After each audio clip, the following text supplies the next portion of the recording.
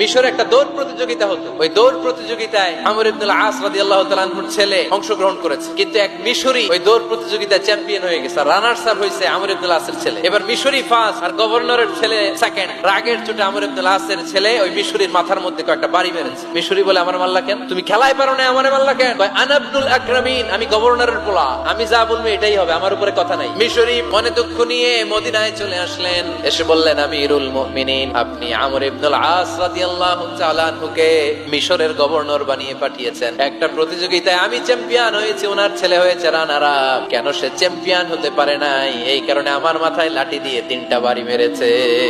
ওমর ফারুক বললেন, তাই আগামী বছরের অমুক তারিখ আমি সব গভর্নরদেরকে ডেকে হিসাব নিতে, ওই দিন তুই থাকবি। ওই দিন 7 রাজ্য থেকে 7 গভর্নর হাজির, গভর্নরদের ছেলেরাও হাজির। মিজে একটা লাঠি এনে মিশরের হাতে দিয়ে বলল, এবার তোর মাথায় যতটা মারছে তুই ততটা গুনে গুনে মার, আমি দেখবো। সে বলতেছে, থাক, আপনি বলছেন এতেই যথেষ্ট, মারা লাগবে না, আমি মাফ করে দিলাম। ওমরে ফারুক বলল, খবরদার, মার মার ওর মাথার মধ্যে। মিশরি ওমরে ফারুকের ধমক শুনে ভয়ে ভয়ে 3টা বাড়ি মারলো। এই বাড়ি মারা দেখেও ওমরে ফারুকের হৃদয় ঠান্ডা হয় নাই। লজ্জায় আমর ইবনুল আস, বয়স হয়ে গিয়েছে, সাহাবা, মাথা তখন টাক, মাথায় চুল নাই, লজ্জায় মাথাটা হেট হয়ে মাথাটা নিচু করে রেখেছে। এবার রাগের চোটে ওমরে ফারুক বললেন, এবার আমর ইবনুল আসের টাক মাথার মধ্যে একটা মার। কেন ছেলেকে শিক্ষা দিতে পারে নাই?